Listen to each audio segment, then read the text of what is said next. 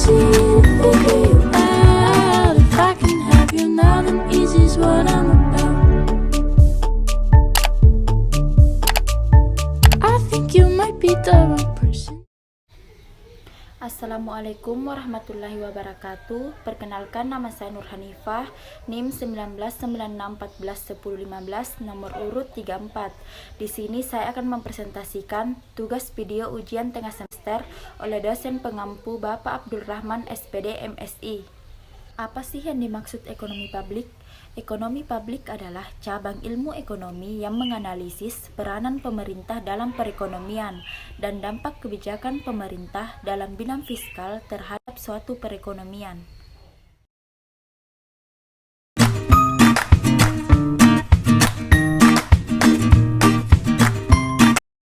Soal yang pertama yaitu kemukakan beberapa landasan ekonomi publik. 1. Masalah kunci perekonomian adalah masalah mikro, yaitu distribusi produksi dan alokasi konsumsi, dan masalah makro yaitu pengangguran, inflasi, kapasitas produksi, dan pertumbuhan ekonomi. Yang kedua, sistem perekonomian berkaitan dengan pemerintah atau bagaimana keputusan ekonomi diambil, melalui perencanaan terpusat atau mekanisme harga. Yang ketiga, pandangan-pandangan tentang peran pemerintah dalam perekonomian semakin komprehen, yaitu cenderung mendekat satu terhadap yang lain, yaitu secara umum swasta harus mengambil peran utama dalam pasar. Namun, bila terjadi kegagalan pasar, maka pemerintah berpasar tersebut sepanjang diyakini mampu mengatasinya. Yang keempat, analisis sektor publik terdiri dari 4 tahap. Yang pertama, kegiatan pemerintah dalam perekonomian. Yang kedua, konsekuensi dari penerapan kebijakan tersebut. Yang ketiga, tinjauan atas kriteria keberhasilan keputusan publik. Yang keempat, evaluasi atas proses politik yang mengarah pada pengambilan keputusan tentang kebijakan publik.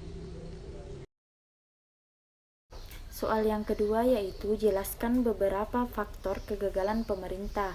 Yang pertama, informasi yang terbatas. Banyak kebijakan pemerintah yang tidak dapat dilihat dampaknya karena sangat rumit dan sulit untuk diperhitungkan sebelumnya. Yang kedua, pengawasan yang terbatas atas reaksi swasta juga merupakan penyebab kegagalan pemerintah. Suatu kebijakan pemerintah akan menimbulkan reaksi pihak swasta, dan sering sekali pemerintah tidak dapat menghambat reaksi tersebut. Misalnya, pemerintah menurunkan subsidi BBM untuk bensin. Yang ketiga, kegagalan pemerintah juga disebabkan oleh pengawasan yang terbatas atas perilaku birokrat. Pemerintah tidak dapat mengawasi secara ketat perilaku para birokrat, sedangkan pelaksanaan kebijakan pemerintah umumnya didelegasikan pada berbagai tingkatan birokrat yang mempunyai persepsi dan kepentingan yang berbeda-beda, sehingga kebijakan pemerintah menimbulkan hasil yang berbeda dengan apa yang diinginkan. Yang keempat, kegagalan pemerintah juga bisa disebabkan oleh adanya hambatan dalam proses politik.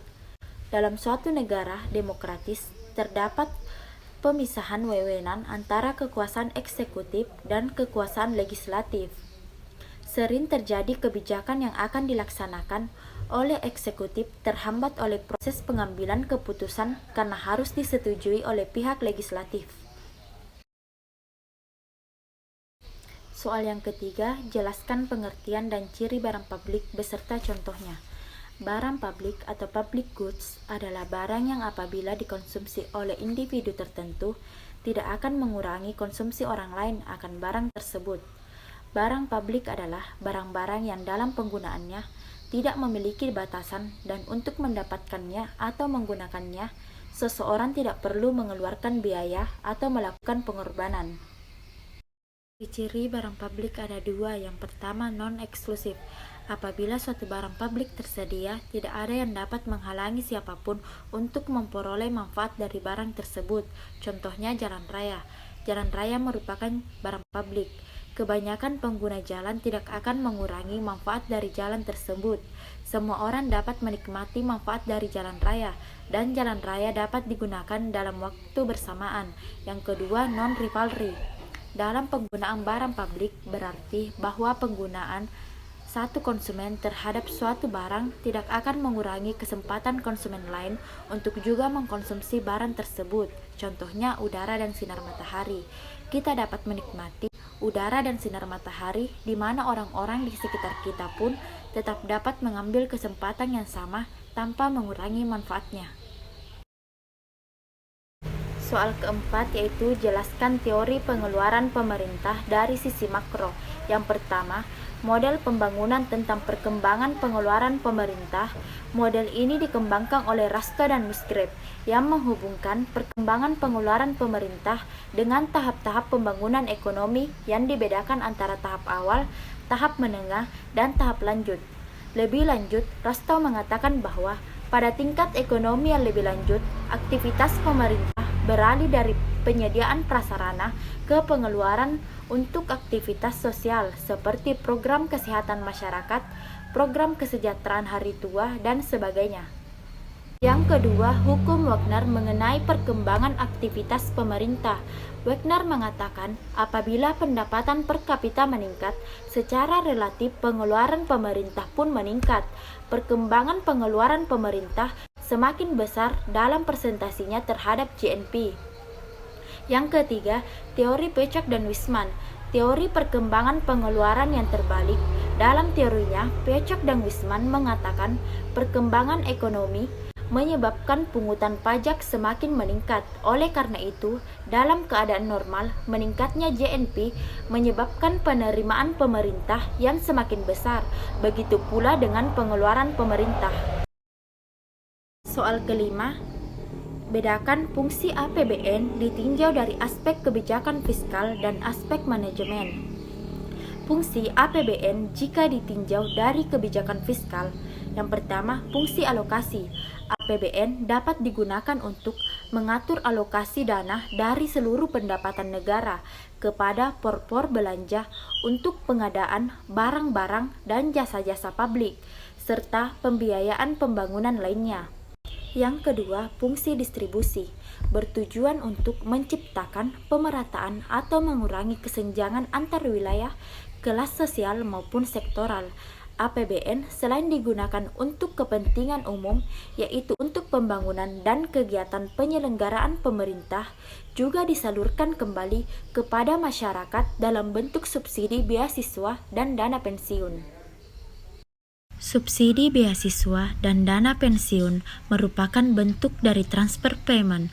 Transfer payment adalah pengalihan pembiayaan dari satu sektor ke sektor yang lain.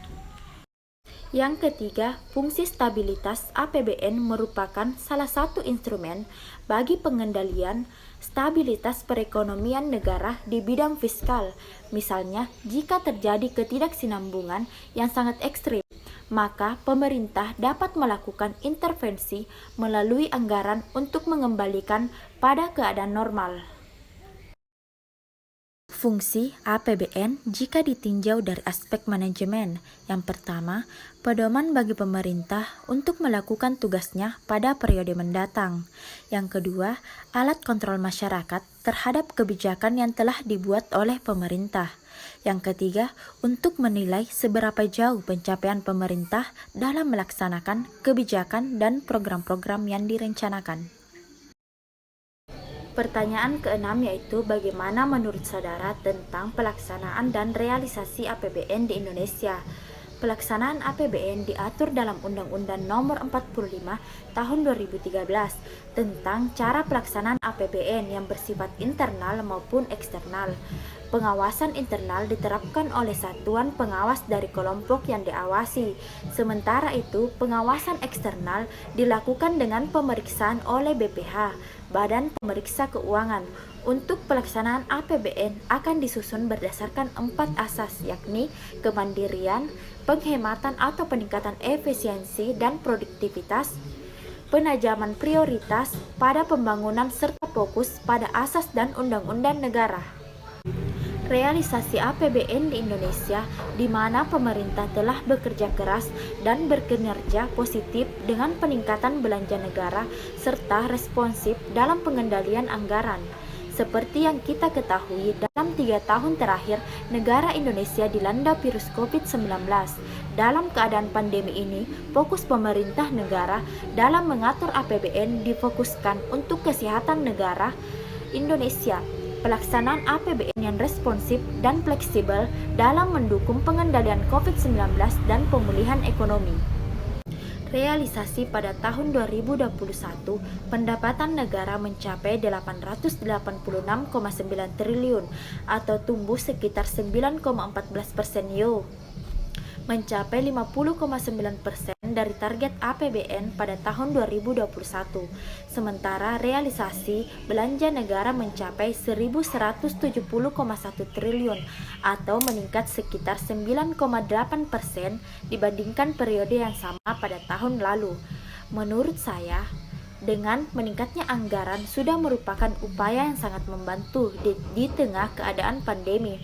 Pemerintah melalui APBN telah bekerja keras dengan peningkatan realisasi belanja negara dan telah responsif memberikan perlindungan kepada masyarakat dalam bentuk dukungan penanganan kesehatan, perlindungan sosial, dan dukungan bagi UMKM serta dunia usaha.